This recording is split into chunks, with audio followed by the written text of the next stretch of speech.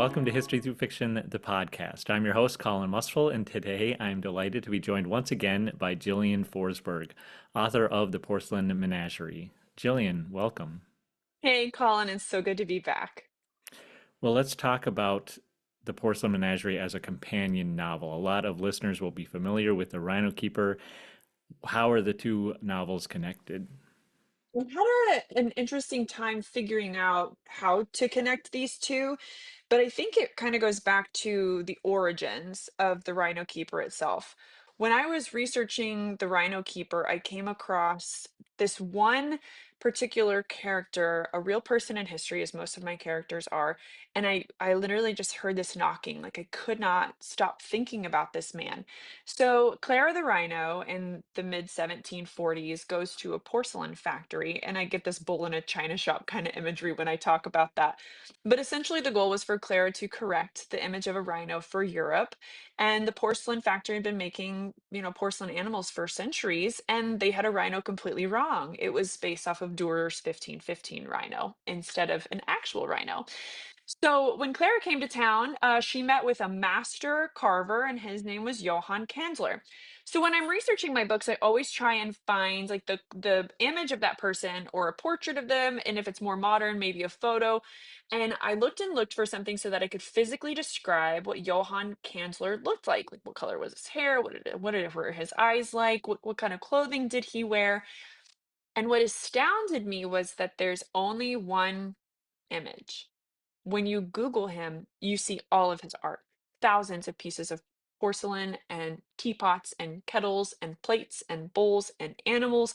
But there's one image of this man, and it's not in color, and it's one of those, like, silhouettes, like, in relief, and I couldn't see anything about him, and it gives me goosebumps just to think about that. He has left behind so many pieces of art, and yet we know so little about the man himself, and once again, I felt like I was Hermione in the library. I stumble across this rare piece of magic that's like, "Shoot, now I have to tell this little known person's story again."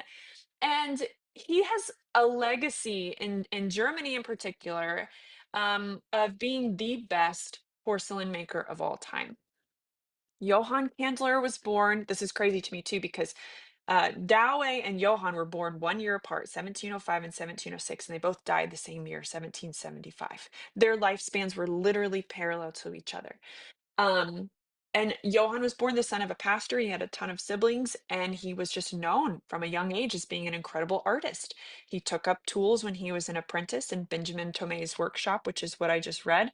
Benjamin Thomae made all the incredible sculptures throughout Dresden, which is one of the most beautiful cities, and he became a porcelain maker. But the thing that got me was, how does an artist leave behind a kind of legacy where the person is not who you think about? If you think about, like, Vincent van Gogh, you can see his face, but with Johann Candler, we don't know what he looked like.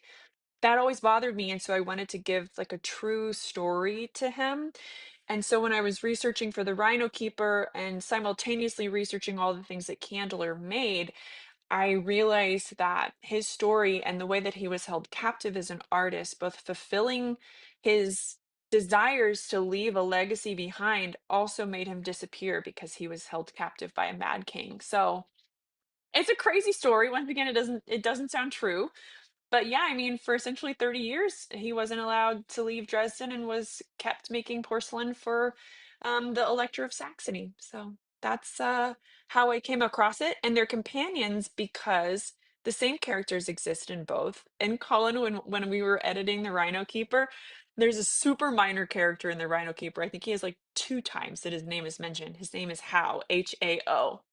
And I remember you were like, "Can we just take this name out and just call him like a servant or something?"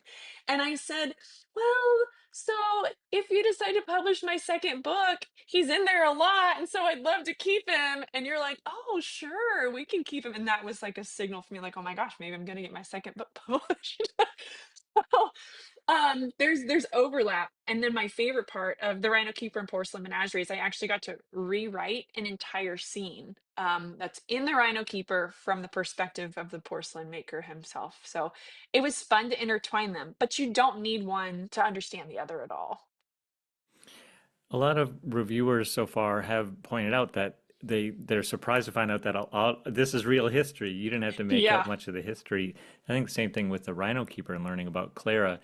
Can you talk about how you weaved Johann's history into a narrative that, on one hand, seems unbelievable, but on the other hand, it's all based on the research that you did? I think that's a something that a lot of people don't understand. We know the famous kings from the 18th century, and oftentimes we think about the British kings, King George, for example, and we think about King Louis, who, interestingly enough, the King Louis who was beheaded during the French Revolution is the great grandson of the king in this book, King Augustus the Strong. So we don't often hear about him, which would make him really mad, by the way. King Augustus the Strong was someone who wanted everyone to remember who he was in whatever way possible.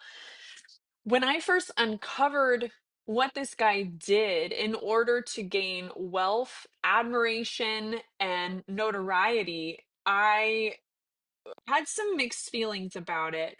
First of all, the man had intensely beautiful art everywhere in Dresden. If you go to Dresden today, you can go into this place called the Green Vault. That is the most tight-knit security I've ever seen in a museum. And this guy had treasure galore, and you can still go see it. But in order to get that treasure, he did very questionable things.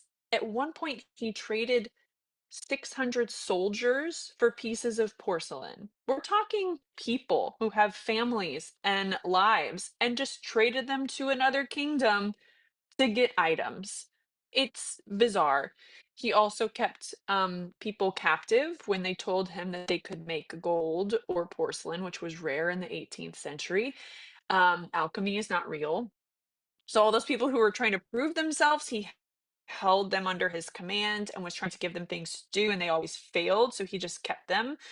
Um, and there were things like that that were woven through this. And then he was also known for blood sport. Blood sport in the 18th century is not uncommon. There were terrible things that he did to women. At one point, it was rumored that he had 300 bastard children. The actual count is maybe 9 to 12. We still don't know. He locked his wife in a tower because she didn't like that he converted to Catholicism. All of these things are true. And when I look back at my formal education, I have a master's degree in history and I loved learning about early modern Europe. I cannot recall ever learning about this man. And I think the reason is because politically, he really didn't do that much that was noteworthy. He was not a good leader. He was not good at war. He was essentially the second son of someone who he never assumed he would be king, and his mistresses, by the way.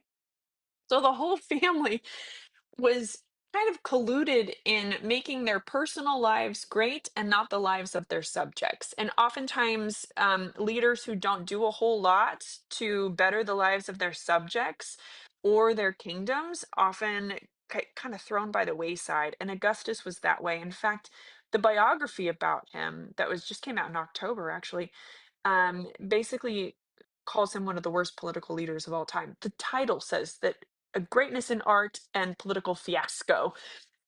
The man was crazy. And when I found all these little snippets, I had to weave this story through so that people understand how crazy he actually was. But I did not make any of this up. That's the thing that kills me about people who are like, well, if it reads like a fantasy book, and I'm like, I wish it were. But the man really did do all of these things. And in the background are these minor characters. He's not the main character. This is a story about one of his mistresses, who is a real person who, once again, there's only one portrait of her, and about one of the people that he held captive to make his art, to make his kingdom greater. So knowing those things that he did were insane and true said to me, if you do this right, people might look back and say, oh my gosh, these people that we kind of romanticize their lives because they had treasure and jewels and incredible castles, they actually had some really terrible things that they were doing to others. And I think that's something that I want to make sure everyone realizes is that because you're a patron of the court, you're an artist in the court, you're a king's mistress, it doesn't mean your life is good. In fact, that can mean your life is actually much more complicated and sometimes quite terrible. So you've talked about a little bit there about Fatima. You've talked about Johann. Those are the two protagonists in this novel. You've talked about essentially the villain in Augustus II, but you're also known for animal fiction, and there Mhm. are animals, both porcelain animals and real animals. Talk about that element of this story. So there's two, well, there's several animals in this because it's called the Porcelain Menagerie. We have a living menagerie. And in the 1800 or the 18th century, there were a lot of menageries that the kings and queens would have. And essentially, they just wanted the most exotic things, the most valuable things on display. They didn't really consider that animals needed specialty care. So a lot of those menageries were not really well kept. But there's also porcelain animals that still exist today, which is kind of crazy to think about. And some of those porcelain animals look terrible. It's like, what am I looking at? Is this supposed to be a, like, what is this, a dog? What is this? Or is this a wolf? Or is this a monkey? Or is this a rhino? And some of them are carved and they'd never actually seen like a lion ever before. So they look a little strange. The animals that are real in this book are all the porcelain animals that I talk about. And I've been lucky enough to see some of those in person, and really study them front, back, upside down. They're so heavy, they're so beautiful. So the real animals in this book include a one-eyed lion, and I named him Buddha, and then a monkey named Amar. So the one-eyed lion was really interesting to me. There are a whole bunch of descriptions of the animals that lived in King Augustus's menagerie. And it was in like Morowitz. So I had to make everything a little bit closer to Dresden when I wrote this book, and that information is in the author's note. There was an Englishman who came to go see the menagerie, and he was talking about how there were a pair of lions and how handsome and beautiful they were. There's a male and a female. And then in one sentence, in one source, he said, excepting the male has no left eye and it is sewn shut. That one little snippet made me pause and think, what on earth happened to that lion? Who was brave enough to sew its eyes shut? How have I not found a record of this one-eyed lion in any other records of the menagerie that I have seen, and what happened? So, King Augustus had scars on the palm of his hand. um they were just documented in history, and I thought to myself, what if during one of these terrible blood sports something happens with King Augustus and the lion, which is all a huge metaphor for what happens when we challenge authority in our own lives and the things that we know to be true, the lion, and the person that we are fighting against. It might be, your boss, authority, your mother, yourself. What happens when those two things collide and they're both equally strong? What can we do about that? And what will the results be? So the lion is real. He didn't have a name that I ever knew. I don't know how he got there. And once again, this is a story of an animal who we have so few sources about him that I had to make some things up about the lion in order for things to make sense. But he was real. And then the other is Amar, a monkey. The monkey Amar. Monkeys were kept on chains a lot as pets for women, and even if you watch like the 2006 Marie Antoinette movie, you'll see a monkey on a chain there. It was just a social status thing. There are so many monkeys made in the porcelain menagerie. I think, gosh, I think I've seen like 5 or 6 porcelain monkeys, and all of them have chains around their middle, and they're holding snuff boxes, and they look like these little mischievous people. And so I used a Mar as the example of those porcelain models, thinking this is the core of where they got this monkey. So she's also really important for me because she symbolizes companionship, and she's a little bit naughty. So it was really fun to write that. But of course, when I'm writing about animals, I have to go meet them in person. And so I went to Tanganyika Wildlife Park, and I spent several hours just sitting in front of the lion cage, watching their male lion. I wanted to be in a space where he didn't know who I was, what I was doing, and he didn't care anymore. When you first approach a lion cage, if they're paying attention to you, they're very curious and they're wondering why you're there. But I wanted to sit there for so long that he just became himself and just started acting like a lion. So I did that, and I just observed and I watched every single movement and how he looked at the world, and the cheetahs in the distance were making noise and what the female lions were doing that attracted him. And when another person would walk by, how would he react? And when his keeper approached, When Ben from Tanganyika approached with his meat or his medicine or anything like that, how was his reaction to him much different than his reaction to me, a stranger? And to see those things firsthand and be up close and feed a lion through a fence with a stick, um, it was really crucial for me to get everything right. Same with a monkey. Monkeys have a specific smell, specific things that they do, and all of those things are based off observations that I got to do while I was researching this book. You talked about the blood sport that's involved with King Augustus. You do have a warning for readers at the beginning of this novel, and I think a lot of readers do appreciate that warning.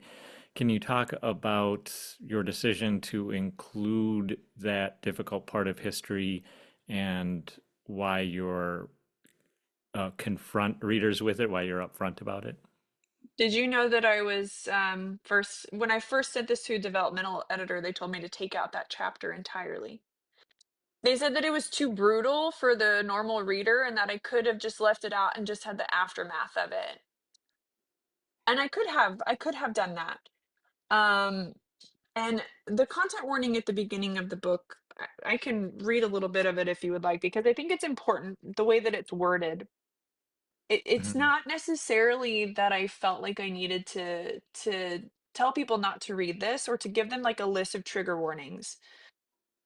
But this says, reader beware. The truth of history is people come across things we'd rather close our eyes to. In this book, based on truth, is a cruel sport called fox tossing. I wish it weren't real. There is also a woman who cannot escape the reality that women are seen as objects, even today. I wish that weren't real either. If you find yourself needing to close your eyes, skip chapter 30. If you find yourself wanting to feel the fire I did when I uncovered these unfortunate realities, read it all. It's not for people who are sensitive to the brutalities of history. Those people know who they are. Those are people who are like, I'm not gonna pay attention to, the Holocaust Museum. I'm not gonna go to the slave plantation museums. They feel things viscerally. They know that they happened. They know that they were bad. They know that pain was felt there. And that's the same thing with this book. There are things that happen in this book that were awful for me to write, quite frankly. They took a lot out of me, mind, body, soul, to be able to write that chapter and all the things that happened to the people and animals in this book. It was not something that I took lightly. It was something that I felt like I have not been taught this as someone who has a higher education degree in this subject matter. And I don't like that it's been glossed over and completely forgotten by time. I also don't like that there are repercussions of our actions, and I really feel like history echoes through us. And if we ignore the bad things that have happened, they're more likely to repeat and repeat and repeat. And by writing chapter 30 in the way that I did, I feel like I gave glory to the people who tried to help. Um, and the people who tried to stop things and the animals that made it. That gets more glory in this book than the bad things. But it's a tough read. And the early reviews have said that. This is not a warm, cozy book. And people say the Rhino Keeper was, but if you go through the Rhino Keeper, there's murder in there, y'all. So, there's a few things in the Rhino Keeper that make it feel warm by the end. And in the Porcelain Menagerie, by the end, I hope that you have like a fire in your gut and you're like, ooh, I'm so mad. I hope you are. Because I couldn't sleep well at night knowing that this big piece of history was lost and no one was going to talk about it anymore, especially someone who's such an animal rights advocate. It made me sick to my stomach to write it, but it also makes me sick to my stomach to ignore it. But you did write what I have to imagine was a very satisfying fictional conclusion. Can you hint at that without telling us what it is? I can. I had a reader email me and say, "Thank you so much for the happy ending." So, um, Augustus's recorded last words, this is bonkers, honestly. His recorded last words were, "God forgive me, my life has been one sin."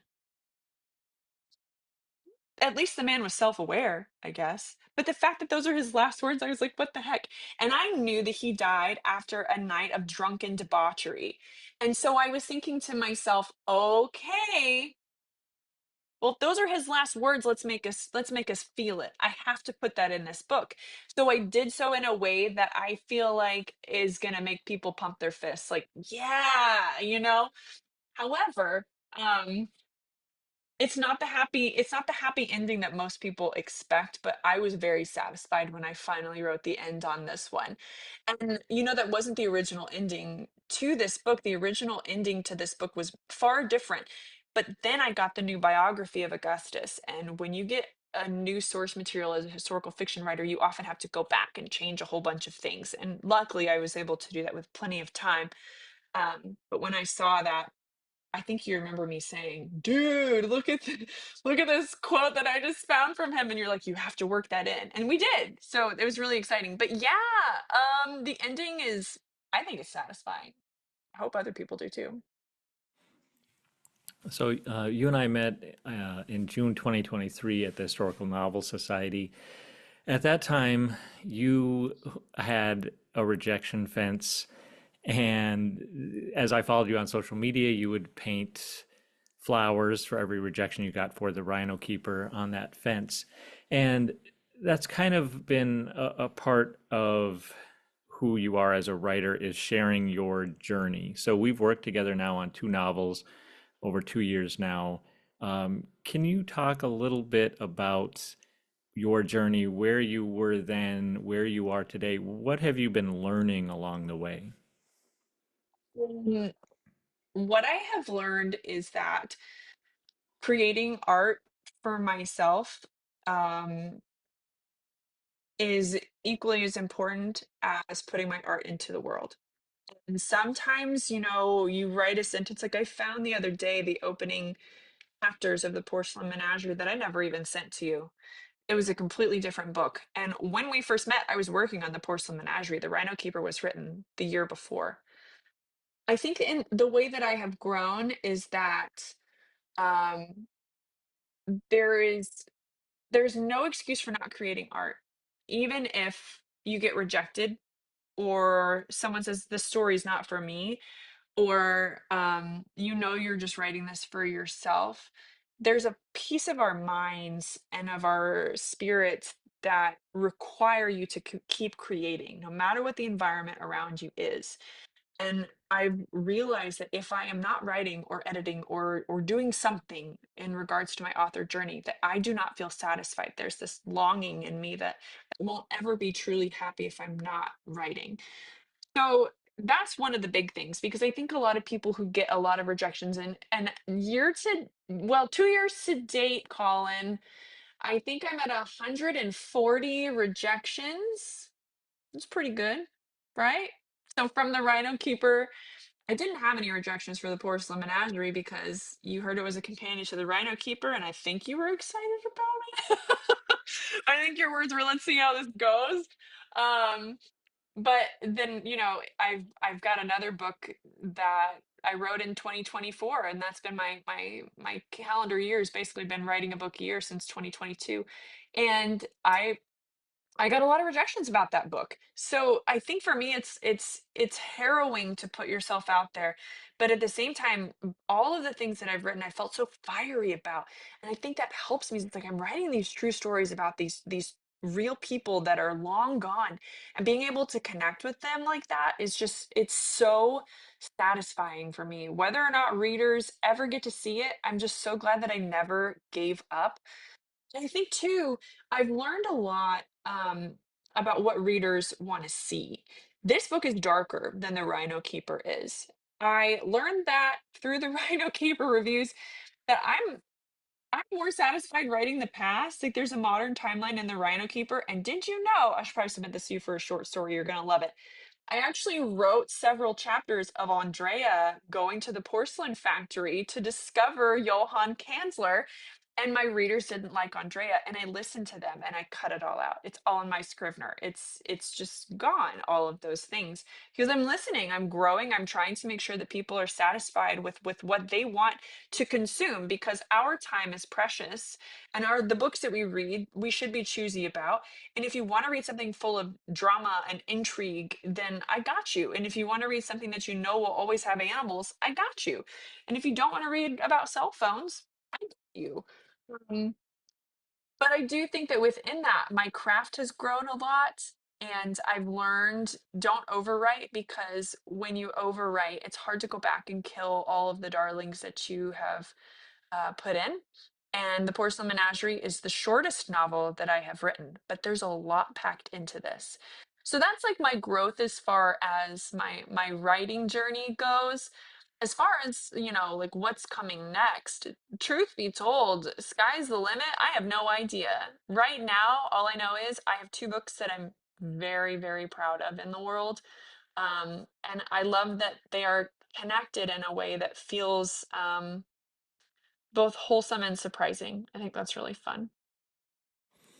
Well, let's talk a little more about your work with us because we've established a partnership, and you talked about giving me ideas or how I gave you feedback. Um, Talk about that importance of you to be open to criticism, whether it's from a publisher or from an editor, from cover designer, um, and how you why that's such an important part of being a writer, being an author, if you want to get your work out into the world. It's beyond important. First of all, we put all these words on the page and then we're blind.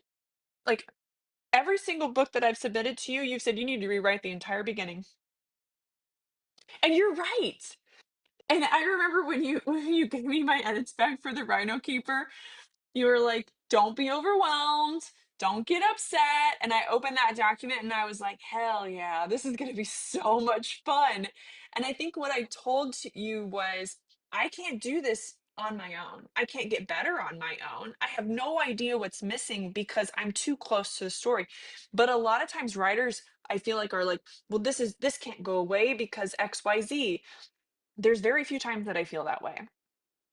Most of the time I'm like, why did I not see that? Sorry. Why did I not see that? Why was I not open to the fact that this could improve in this way if I just do this? And your 600 comments in the Google Doc on the Rhino Keeper all made perfect sense. I think there's really one funny one for me that I remember distinctly. You said, "I don't know, this main character he's being a little too nice. He's a little too good." And then like 3 pages later, he does something really terrible. And you're like, "Oh, there it is." So it's also cool to see your alignment with your editor, especially when you do have an open conversation with someone where they're like, "I'm going to get in there and you may not like me for a little bit." But it's been so interesting to me because I thought that I would be that way. I thought that I would be like, "This is so precious to me and I don't feel like I can change anything." But it's been the opposite because I just want all of my work to be the absolute best it can be. And with the Porcelain Menagerie, you and I came up with an entirely new climax. And that was honestly, it was such an improvement. And when you came back into the document and you said, "This is how it should have been all along." And you were right.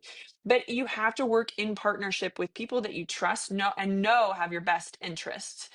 That doesn't mean that you follow all of the advice that they give you, but especially with like beta readers and stuff, if all of them are saying the same thing, you better pay attention because something's off, right? And I think that's exactly what you and I did when we're talking about the Rhino Keeper. It's like we need to make sure that this modern main character connects with people, and we rewrote the entire beginning so that she would. And then with the Porcelain Menagerie, you basically said, "Why do we care?" Like, how can you make someone fall in love with porcelain? Why does this matter? And I said, "Well, it's actually has nothing to do with the porcelain." You made me realize this has everything to do with the people in the book. So if you are against collaboration or you have fear of edits, you have to understand that that book may not be for other people. You might have written it for yourself. And we do have to grow as writers and say, maybe it's time for me to get a professional editor, and hopefully that person is kind, but you can give them some guidelines. You can say to them, I think I need you to go gentle, go easy on me with your feedback, and they probably will. And if they don't hire them next time. But yeah, without you, I don't think that these books would be nearly as strong as they are. But inside of that, you also have given me so much insight into how to market properly, how to do things on the back end. I've learned so much about the publishing industry by watching you do all of these things that I'm just completely oblivious to. I've said this to a lot of my readers. There's no way that I could ever indie pub because I have no idea what to do, but History Through Fiction does. So for that reason, I'm so grateful that we've partnered together for these because everyone has limitations. And mine go in the back end, that's for sure. So you were out there searching for a publisher. You found History Through Fiction, a small independent press, and now you have more manuscripts on the way, and you're taking the next steps. Can you talk about what those next steps are? Yeah, so I wrote an ancient fantasy based historical that I can't really talk that much about in 2024. And I also own a bridal store, as some listeners might know. And I wanted to see how far I could get with a couple of manuscripts that I've been working on. Now, here's the thing.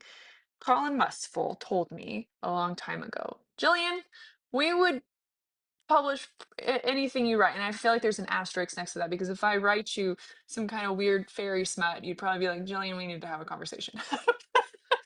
But um, I I know the genuine love of publishing a book through history through fiction, I probably can't replicate ever.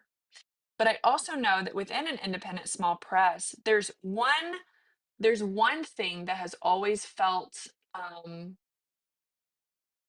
I don't even know how to describe it.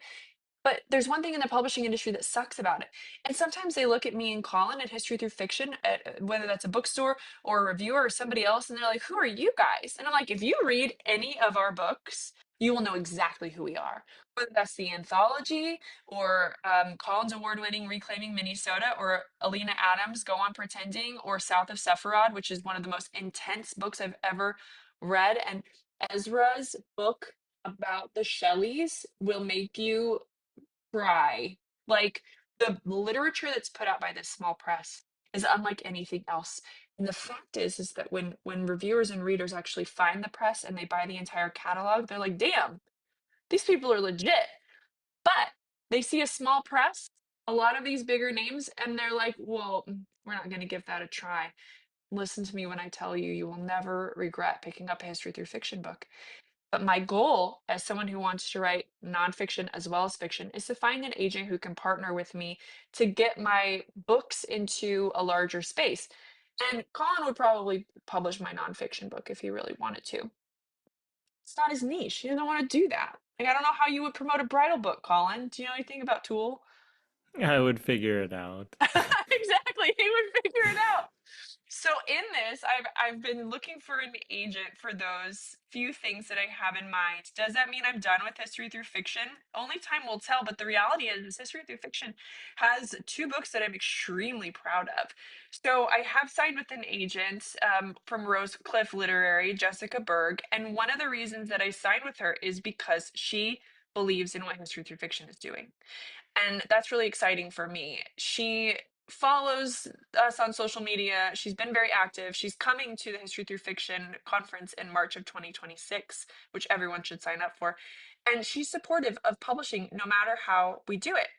Without that kind of partnership, if I was with an agent who would say, well, you can just leave all your small press stuff behind, I would not have ever signed. But the reality is I found an agent who is like, let's link elbows with me on one side and Colin on the other to continue to promote my books through history through fiction. And also for me to probably, most likely, join a nonfiction rank. And I'm excited about that. But for me, there's like this sense of sadness almost because I felt such camaraderie and this place of home. And I remember when I opened up Colin's offer email, I thought that I would be, like, running around the room screaming and, like, so excited, but that's not how I felt at all. I felt this, like, sigh of relief. It was like, "Oh, that's where I belong." And knowing that the Porcelain Menagerie and the Rhino Keeper get to stay under that umbrella forever feels really incredible because I know that they will always be cradled in Colin's little mental baby carriages of his book babies for the rest of our lives. Well, I just suppose I can use that as a quote in the before the interview. Exactly. Next time I see you, you better book strollers. So first of all, you keep referring me to me in the third person. I'm right here. I know you are, but I don't want to look you in the eyeballs because I might cry. Second of all, I wasn't fishing for compliments, but thank you for that long thing. You're welcome. But let's talk a little bit more about that because you make a lot of good points about. I mean, we do print on demand. We haven't yet found a distributor or found, been able to get through that part of the process. And so there's a stigma against small press, against print on Mhm. demand. And there are legitimate reasons for that. But like you said, if you just pick up one of our books and read it, and then you'll know who we are and what we publish.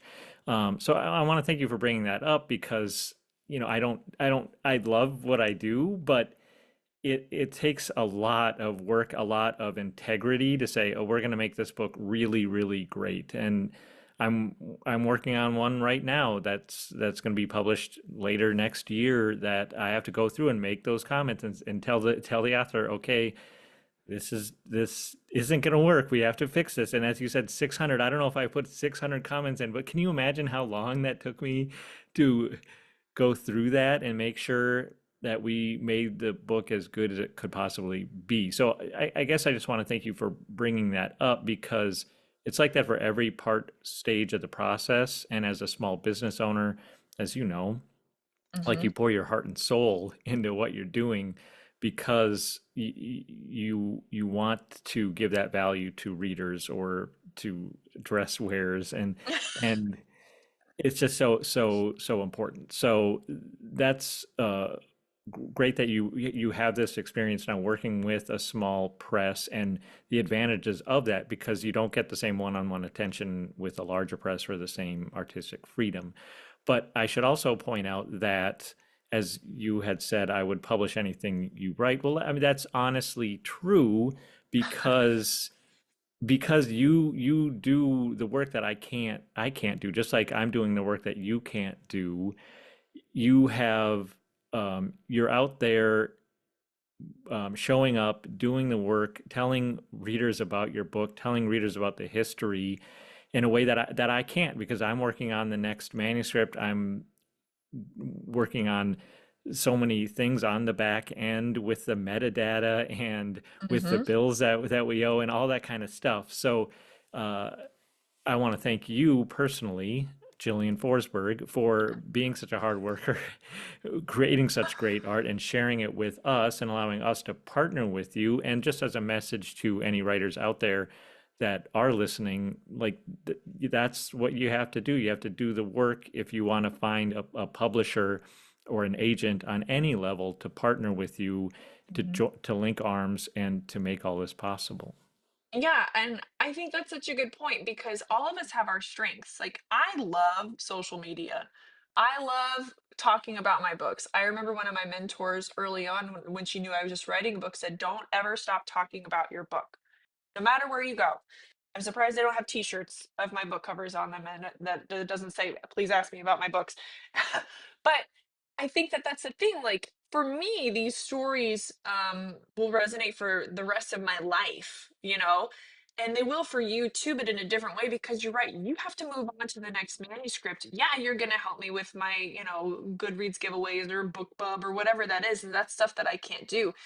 But what I provided for you was a sellable product, something that wasn't so close and darling to me that I wasn't looking at you saying, "No, you can't make any of these changes." The only big thing, Colin, that I think you and I have ever asked of each other is, can we fix the Porcelain Menagerie cover so that it actually makes sense for the book? Which tell that story. Listen, I'm going to show you the covers side by side. And I'm so sorry if you're just listening and not watching. You're going to have to look them up because they look like companions, don't they? Like, there they are. They're right behind Colin, too. They're really pretty. But when we first got the cover proof back for the Porcelain Menagerie, it didn't match the tone of the book. And I remember Colin said, you said, Jillian, what do you think of this cover? And I said, uh-oh. I think my response to you was, what do you think of this cover? Because I didn't want to be that author who is a diva and says things like, oh no, it doesn't fit the vibe of the book at all. It was tropical and it was a beautiful, like teal color, and there were birds all over it. And it would, don't get me wrong, it was beautiful. It truly was. But this is a dark, stormy night type of book. It's leaning gothic. It truly is. We got dripping castle walls and fiery kilns and a one-eyed lion, guys. This is not a hummingbird on a flower, right? But I asked my publisher before I answered the question. I said, Colin, what do you think? Because if Colin would have said it's perfect, let's go for it, I would have been like, okay, whatever you want. It's just how I am. But you agreed with me. You were like, I don't really think that this fits. And so then we entered that locked arms phase where we contact the cover designer. We're like, this doesn't work, you know? And we had to do that together. And without the strength of the two of us combined, we're very kind people. I hope that everyone listening knows that you and I are probably the kindest souls on the planet. But when we have to fight a battle, we are very clever about how we do it so we don't upset anybody. That's just our Midwesterners, I guess. But it was tough, wasn't it? Like how do we tell someone we don't like something while also maintaining our professionalism and advocating both for you as a publisher and for me as an author when we're working with a vendor who didn't quite deliver? Like that was a challenge. Yeah, it was a beautiful, beautiful cover, but Hmm. it didn't fit the tone. And I think it was just a matter, there's just a bit of a communication difference there. Like you said, we don't want to upset anyone with our Midwestern attitudes. And then there's the more direct, like some people actually see that as rude. Well, just be direct because it's the quickest way to the result. In any case, I did want to ask you something. In our interview now is probably over a half hour, so I do want to wrap things up. But as long I could talk to you forever, you had talked. You said you're good about talking about your books. I have an issue where I live a whole other life. Like I worked in the school district for years and years, and I work as a pizza manager. One of my customers who comes in every Friday, somehow he discovered that I wrote a book and he looked it up and he looked, when you look me up, people are like, what? Who? I didn't had no idea you did any of this. How do you get over that? Because I don't feel comfortable when I'm at the pizza restaurant in my little hat and apron talking about my work as a historical fiction author and publisher. Like, do you understand that at all, or what Hmm. what do you think about that? I do, and I think part of it for me is if it depends on my role. Like, so I own a bridal store, but sometimes I'm also a bridal consultant, and that means that I'm in a dressing room with a bride. I'm not the main character there, and you probably feel the same way. Like because we're so customer focused, my bride's the main character. So if she happens to know that I wrote a book, I'm also like, yeah, that was me, blah blah blah, and then I move on because it's about her. However, when I'm at market and I'm being a bridal store owner and my friends are there from my bridal friends and they have a copy of the Rhino Keeper and they're like, Jillian, can you sign your book? Will you take a picture with me? Of course I will. So I think it like depends on the context and where we are and what we want to do as far as is this the right setting for me to be a little braggadocious? If someone's asking you to sign your book, then heck yeah. If someone's like, "Are you that author girl?" I'm like, yeah, and then I move on. Once again, like I have to focus on them. I will always advocate for readers. I have had several readers as brides. And if I'm trying to connect with them on a personal level, or if I know they're a zookeeper, especially, I will bring up my books. And most of the time, especially the zookeepers, they're like, oh my gosh, I know that book. I've seen that cover because I'm in all these zookeeper Facebook groups and I see it posted all over the place. But it just depends, you know? I think it's funny, Colin, how we can weave through life being two totally different people. what's been really interesting for me too is I'm working on a nonfiction book, like I said, and it does deal with the bridal industry. And when I'm at work, I feel this sense of like Velcro, where I don't have to separate my author self from my writer self. Sometimes I'm like, oh, I need to remember this so I can write it in my book. So that's been kind of cool to see those like mesh. But at the same time, man, it's tough, especially when you work in customer service.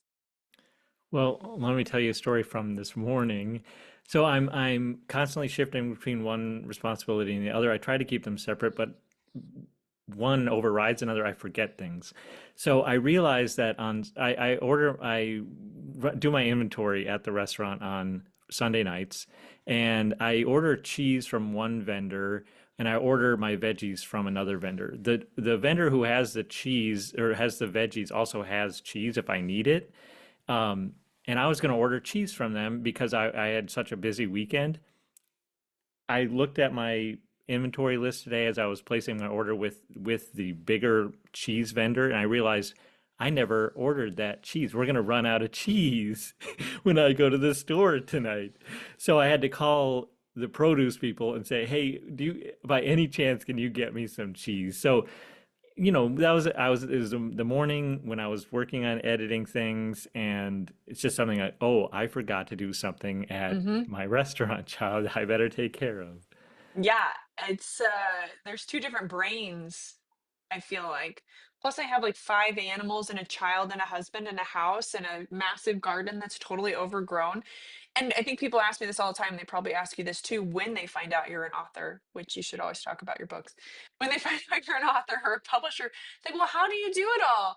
And I think your answer is probably exactly the same as mine. Because if I don't do both, I'm unsatisfied with my life, whether that's the income that you bring or the customer facing, people facing that I get in my bridal store. Like if I don't see people for a week and I would just be in a writing cave, I don't know what kind of person I would be. I'd be a weirdo. And on the flip side, if I don't get creative and write about 18th century Europe in the mornings, I would not do well because my brain has to have that creative outlet. So I equalize both of my desires and live a very fulfilled life because of that. Well, let's wrap things up by talking about the release of the Porcelain Menagerie. I'm publishing this on October 20th, the day before the book comes out. So, talk about what readers just overall can expect from the novel and maybe some of the events you have coming up. You must know about some of them now. I think I have like 10 bookstore stops in Kansas and Oklahoma in October, and I'm going to some libraries in September. And really exciting, the Rhino Keeper was named a 2025 Kansas Notable Book. And so I get to go get a medal at a ceremony in Topeka. I'm very excited about that. And that's in mid September. So what they can expect from this novel is a wild roller coaster full of sensory details, art, intrigue, murder, weapons, gold, jewels, gems, animals, swirling skirts, a dark barred menagerie, a forest, all of these things that would say to you, this is a fantasy novel, except for it's all real. I think one of the best things about this book is the audio. So if you're into audiobooks, you absolutely must pick up Carolyn Hewitt's narration of this was brilliant. She speaks French and German, and so her accents are incredible.